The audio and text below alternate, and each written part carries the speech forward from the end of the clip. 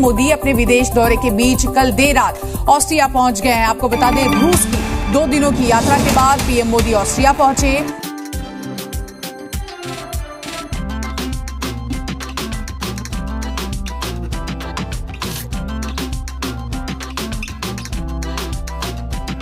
तो वो जा रहे हैं, मिल रहे हैं, एक रिलेशनशिप जो है वो है, ये चीजें जो है वो नजर आ रही हैं। सो ये चीजें हैं, सो इनको कोई वो नहीं है। हर मुल्क जो है वो अपने नेशनल इंटरेस्ट के बारे में सोचता है। इनकी हिस्ट्री है कि भारत से ये प्रैक्टिकली अच्छे रिलेशनशिप चाहते हैं। दिस इज इंडिया सेंचुरी, ये इंडिया की सदी है, not decade but this is India century.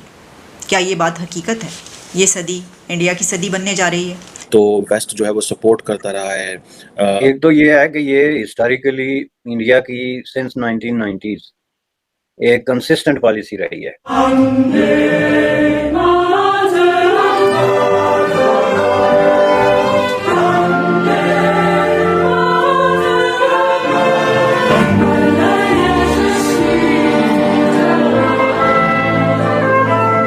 India इस चीज़ की कभी परवाह नहीं करता क्योंकि वो एक बहुत पावरफुल इकॉनमी है। यूरोप ने हमेशा उनकी इस चीज़ से मुखालफत तो की है लेकिन खुल के उनके खिलाफ कुछ कर नहीं पाया। हर बंदा अपने नेशनल इंटरेस्ट को प्रोटेक्ट करता है यार। कोई बंदा किसी दूसरे मुल्क के नेशनल इंटरेस्ट के लिए काम नहीं कर सकता। इट्स नॉट पॉसिबल ना, मुमकिन ही नहीं है आपके काम कर सकें। तो जो आपकी जिम्मेदारी है आप वही करें, आप अपने लोगों को बचाएं, ये है आपकी जिम्मेदारी। आपकी जिम्मेदारी ये थोड़ी है कि आप कहाँ हो रहा है क्या नहीं हो रहा उसको देखें। World's largest democracy is now simply the world's largest everything.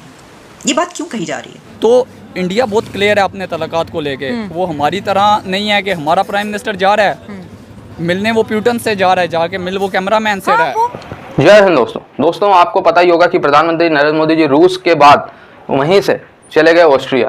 दोस्तों, ऑस्ट्रिया यूरोप का एक बहुत ही महत्वपूर्ण हिस्सा है, सेंट्रल यूरोप का ये हिस्सा है और 1 लाख से ज़्यादा भारतीय वहाँ पे काम करते हैं। मैं खुद ऐसे कई लोगों को जानता हूँ, एटलीस्ट एक परिवार को तो जानता ही हूँ जो ऑस्ट्रिया में रहते हैं। और ऑस्ट्रिया में दोस्तों अच्छी खासी भारतीयों की इनकम होती है, ठीक है। हालांकि प्रोफेशनल लोग ही हैं, अभी 1 लाख के आसपास भारतीय वहाँ पे रहते हैं। लेकिन ऑस्ट्रिया की जो गवर्नमेंट है वो चाहती है कि भारत से और लोग ऑस्ट्रिया जाए, क्योंकि दोस्तों ऑस्ट्रिया को पता है आज फ्रांस अमीर हुआ है, यूके अमीर हुआ है, जर्मनी अमीर हुआ है, ठीक है। ये सब क्योंकि भारतीय डायस्पोरा वहाँ पे बहुत ज़्यादा, और भारतीय जो होते हैं वो जाके मेहनत से काम करते हैं। दंगा मंगे में भारतीय आपको कभी हिस्सा लेते हुए नजर ही नहीं आए।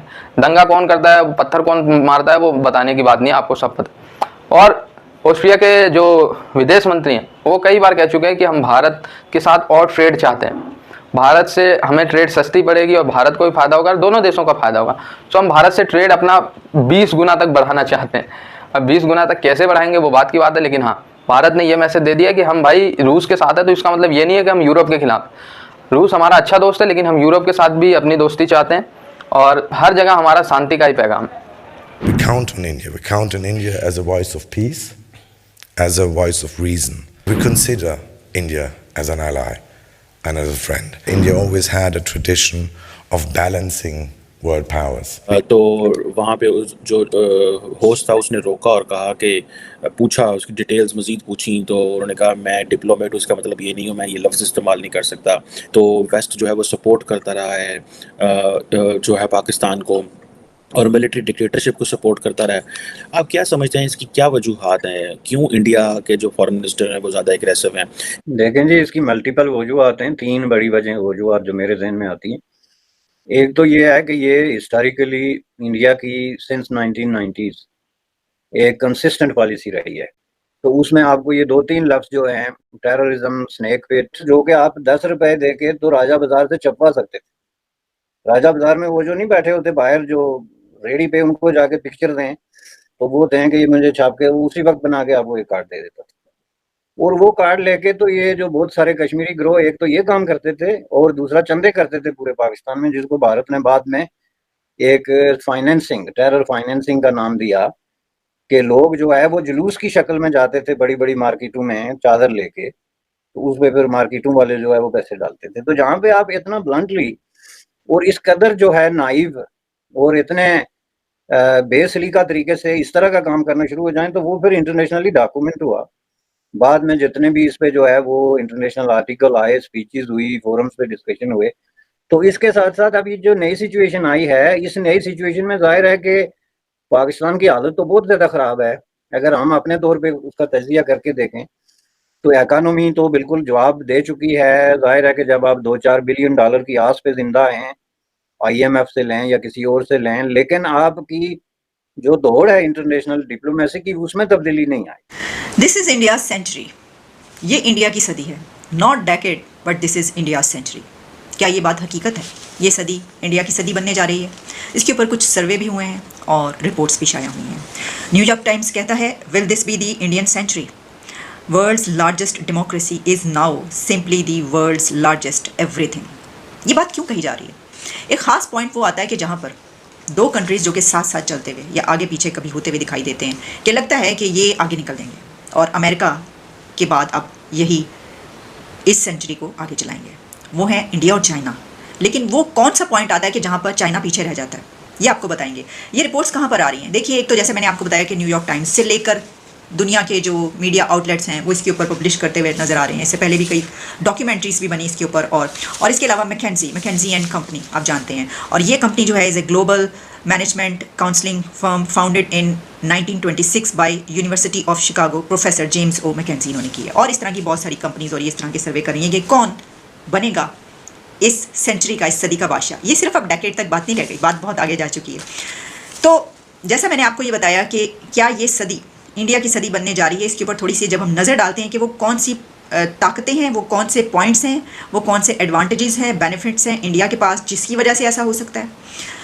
कहा जाता है कि जो 19वीं सदी है वो ब्रिटिश यूनाइटेड किंगडम यानी कि बरतानिया की सदी थी, जो 20वीं सदी थी वो अमेरिका की सदी थी, और जो 21वीं सदी होगी वो इंडिया की सदी होगी, यानी century. 19th century UK, 20th century America and 21st century India. जो मैंने आपको पॉइंट कहा, पहले उस पॉइंट की बात करते हैं कि वो कौन सा पॉइंट है कि जिसमें चाइना पीछे रह गया है और इंडिया आगे बढ़ गया है। एक ग्राफ आपको नज़र आ रहा है, न्यूयॉर्क टाइम्स की रिपोर्ट में एक ग्राफ है, और इसमें आप देख सकते हैं कि एक पॉइंट आता है कि इससे पहले तक चाइना ऊपर जा रहा है और इंडिया भी ऊपर जा रहा है, लेकिन इंडिया उससे नीचे है काफ़ी। लेकिन फिर एक पॉइंट आता है कि जहाँ पर चाइना अचानक से नीचे चला जाता है और इंडिया ऊपर बढ़ता चला जा रहा है। इस वक्त इंडिया की एक सबसे बड़ी पोटेंशियल या ताकत जो उसे मिल चुकी है वो है कि वो चाइना को सरपास कर चुका है। समझ जाएंगे, उनको नहीं पता मैं क्या करने जा रहा हूँ। आपको लगता है कि इंडियंस परेशान होंगे कि वेस्टर्न वर्ल्ड क्या सोचेगी? मेरा नहीं, क्या उन्होंने गेज कर लिया होगा वेस्टर्न वर्ल्ड को कि अमेरिका को जितनी हमारी ज़रूरत आज है इससे पहले कभी भी नहीं रही। इंडिया ये तो ज़रूर कहेगा कि UN चार्टर की खिलाफ वर्जी ना करो, टेरिटोरियल इंटेग्रिटी एंड सॉवरेनिटी की खिलाफ वर्जी नहीं होनी चाहिए, डायलॉग एंड डिप्लोमेसी होनी चाहिए, बैटलफील्ड में मसले हल नहीं होंगे। इंडिया ये तो ज़रूर कहेगा, लेकिन अदर देन दैट आप क्या समझते हैं इंडिया कुछ करेगा? Never ever. इंडिया को बड़े अच्छे से पता है हमने अपना इंटरेस्ट क्या देखना है। और वैसे भी ये बहुत बड़ी ग्रेट गेम है यार। ये यूरोपियंस, अमेरिकन, रशियंस ये बड़े और पैमाने पे सोच रहे हैं। हमारे एशियंस को तो अभी पता ही नहीं है ये करना क्या चाहते हैं। फ्रैंकली स्पीकिंग, एशियंस को तो पता ही नहीं है ये करना क्या चाहते हैं और क्या है।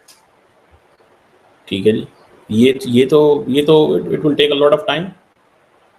ठीक है, ये चीज़ें हैं जिसको मैं देखता हूँ, मैं कहता हूँ नहीं ये ऐसे नहीं होगा। ठीक है जी, ये जो है ना, ये this is something very serious. Indians को बड़े अच्छे से पता है कि हमने पुतिन को क्या कहना है। आप क्या समझते हैं? डॉक्टर जयशंकर वहाँ साथ बैठा हुआ है, तो वो क्या बता रहे हैं मोदी साहब को? तो दोस्तों, ऑस्ट्रिया जाते ही पाकिस्तानियों की तो जल के हाथ में आ गई। तो पाकिस्तानी ये चाहते थे कि प्रधानमंत्री नरेंद्र मोदी जी रूस गए हैं तो यूरोप के देश जल जाएंगे, यूरोप के देश तो नरेंद्र मोदी जी का स्वागत ही नहीं करेंगे। लेकिन प्रोटोकॉल कम नहीं, प्रोटोकॉल ये है कि आप देखिए, शायद ऑस्ट्रिया के विदेश मंत्री ने, मैं कंफर्म नहीं हूँ पहले बता रहा हूँ, लेकिन जहाँ तक मैंने ET नाव का एक हेडलाइन देखा कि वहाँ के विदेश मंत्री ने रिसीव किया नरेंद्र मोदी जी को। और इसके साथ साथ चांसलर से जैसे मिले तो चांसलर ने उनको अपने घर पे, जैसे पुतिन साहब ने घर पे डिनर दिया, वैसे ऑस्ट्रिया के चांसलर ने भी कहा कि भाई आप हमारे घर पे डिनर कीजिए। तो ये भी नरेंद्र मोदी जी का हो रहा ही है कि भाई अब कहाँ लोग गवर्नमेंट लेवल पे ही डिनर वगैरह कराते हैं, गवर्नमेंट का जो होटल होता है वहाँ पे डिनर होता है, या गवर्नमेंट की जो भी इमारत होती है उसमें ठहराया जाता है। लेकिन नरेंद्र मोदी जी जब जाते हैं तो भाई personal to personal, 1 to 1 face to face बात होती है। अच्छा, मैं ये बता दूं कि ऑस्ट्रिया में जो भारतीय हैं वो बहुत ऊंचे ऊंचे पोस्ट पे। भाई ऑस्ट्रिया में $1 बिलियन कंपनी को भारतीय ओन करता है, बहुत बड़ी बात है ये। ऑस्ट्रिया छोटी सी कंट्री है, हालांकि भारत के एक राज्य बराबर ही है अगर मैं क्षेत्रफल की दृष्टि से बात करूँ, और वहाँ पे $1 बिलियन कंपनी को भारतीय ओन करते हैं। $1 मिलियन तो कई सारी कंपनी जो भारतीय ओन करते हैं। मैंने बताया ना 1 लाख के आसपास भारतीय वहाँ पे रहते हैं और वहीं के नागरिक बन चुके हैं अधिकतर। ऑस्ट्रिया चाहता है कि और भारतीय आए, हालांकि वीज़ा प्रोसेस भाई फिर ढीला करना पड़ेगा अगर और भारतीय आप चाहते हो। ऑस्ट्रिया चाहता है कि भारतीय स्टूडेंट्स वहाँ पे पढ़ने आए। ऑस्ट्रिया चाहता है कि ट्रेड हो और ज़्यादा, मतलब भारत का सामान ऑस्ट्रिया खरीदे और ऑस्ट्रिया का सामान भारत खरीदे। लेकिन इसके लिए थोड़ा वीज़ा प्रोसेस में ढिलाई करनी पड़ेगी ऑस्ट्रिया को, भारतीयों को अपॉर्चुनिटी देनी पड़ेगी, तब ना होगा ये सब। खैर देखते हैं अब क्या होता है।